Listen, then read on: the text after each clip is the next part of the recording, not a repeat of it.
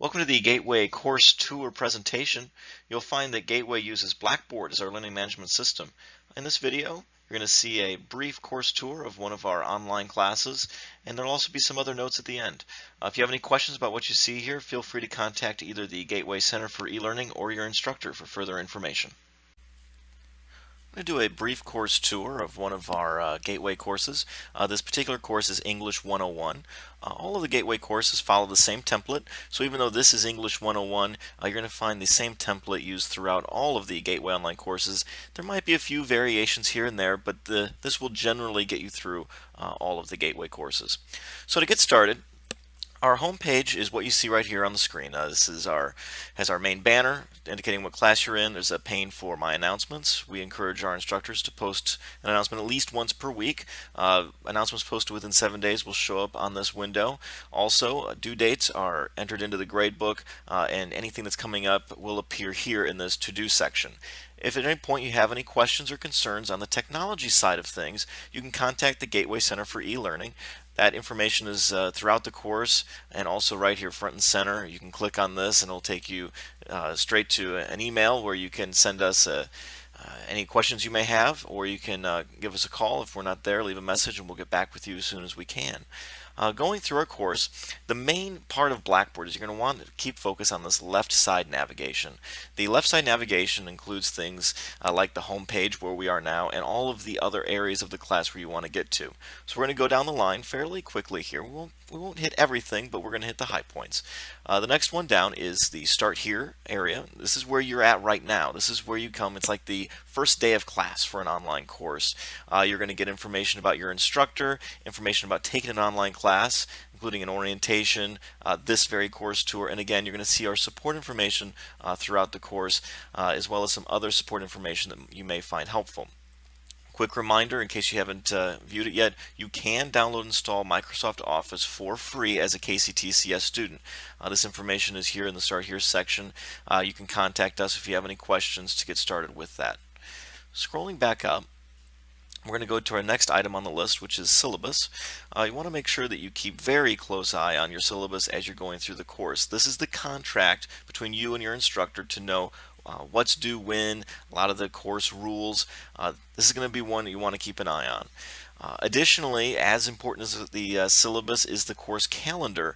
This is going to be where you're going to find assignments, when they're due, what time they're due for the entire course.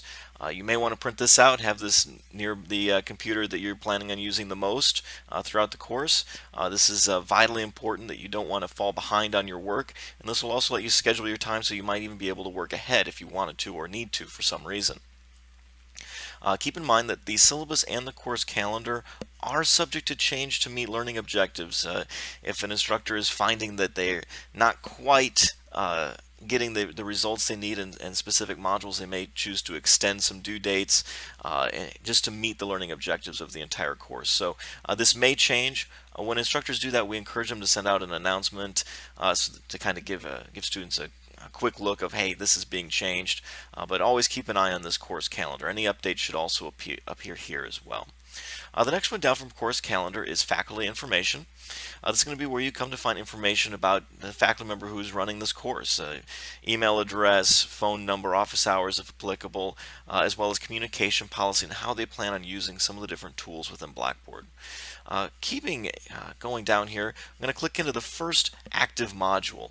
The active module will be what the current focus of the course is, and as you can see, this is going to be something you're going to see throughout all of our classes. Very standard layout. We've got our module, we've got introduction to give you a little brief preview of what's going on, learning objectives for the specific module.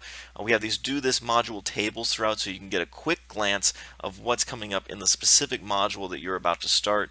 And then we've got for the first module, we've got a first step reminding you to complete the Start Here module, as well as in this particular course, a Surviving a College Writing course, a little folder to help students get going with this course. And then we jump into the learning activities. And all of the learning activities for the specific course are going to be right here, ready for you. and go through and find out everything you need to do to pass this class. Now, if you have any questions on the specific content of the course, you're going to want to email your instructor. Now, if you're having trouble actually using the course technology, you can email us at the Center for eLearning and we'll direct you in the right direction. We may not be able to help with everything. For example, sometimes publisher content like MindTap or McGraw-Hill Connect, we may need to link you to one of our partners, but this is something that we can at least help get that ball rolling, and sometimes we have an inside track to get you a little quicker information than just calling the 1-800-HELP number. So as you're scrolling through, you can see that there are 8 active modules in this course right here. Those are going to be what you can click through to see the real meat of the course. But we're not going to click on each of those because it's the same consistent layout that you're going to find throughout. But we're going to skip down My Grades. You'll click that to discover what grades the instructor has submitted back to you. And that's going to have feedback as well as the actual numerical grade. Tutoring, Gateway links up with a service called BrainFuse. When you click on that, it's going to take you to a BrainFuse link where you can access help for many different subjects, not just English, so that's going to be available in your online classes as well. We have an Ask Your Professor section where you click on here, it's going to give you some information on how to ask your professor questions. We do have an Ask Your Professor and Peers forum. We encourage students to use that when they have a question that may benefit the entire course. This isn't for grades or anything specific to you, but if you have a question that may help everyone in the class, ask it here. Your instructor will respond here, and if it's something that is big, may also send out an announcement based on that. And also, if you have a question, check out this form. Your question may have already been answered, so definitely check out that form for any sort of questions. You can also link to the email tool if you have a question that's really just for you. Maybe you've got a question about your grade, you don't want everyone to know. Use that send email tool, and also the faculty information page is linked here as well. Your instructor, if they're full-time with Gateway, may have an office hours, office phone that you can access that way as well.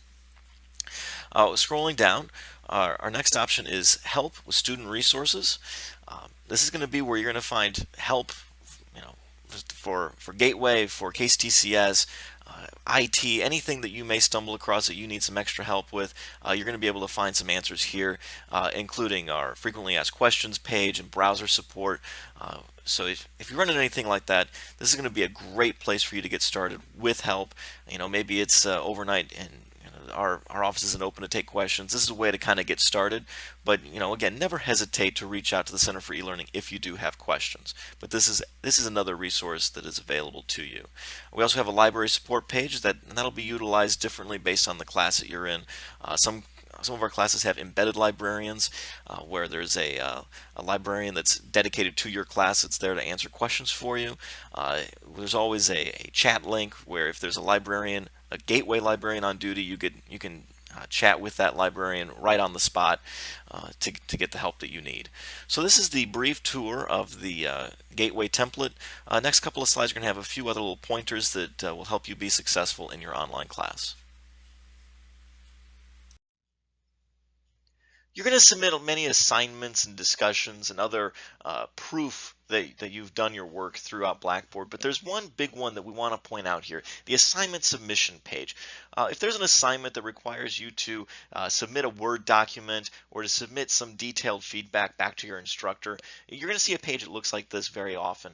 Something that you want to really pay attention to is how you're uploading your work to the instructor. You've got two options. You can either write a text submission or you can attach a file. Most of the time, you're going to write up your document, whatever that is, in Microsoft Word, and then you're going to click Browse My Computer, and you're going to upload that file. If you don't want to use Word and you just want to write your submission within Blackboard, you do have a button that says Write Submission. It's next to the phrase Text Submission. If you click on that, a box will appear for you, and you're going to be allowed to write your submission to submit to your instructor. The comments box that's below, that is not the work that's going to be graded. If you put your work in the comments box and submit that to be graded, chances are your instructor will not grade that work, and you will most likely get a 0 on that assignment. So make sure that when you are uploading an assignment to Blackboard that you're using either the attach files option, which is probably the best, or that text submission, write submission box that will come up for you to submit your work. So once again, make sure that you are not using the comments box to submit your work to your instructor. A few other notes as you're going through your course. Test quizzes and exams sometimes have time limits. When you click on the link to take the test, there will be a window that comes up before you actually start that test, and that's going to tell you about your time limits. Once you click Start Test or Quiz or Exam, whatever it may be, that timer is going to start, and that timer will not stop until you submit the test.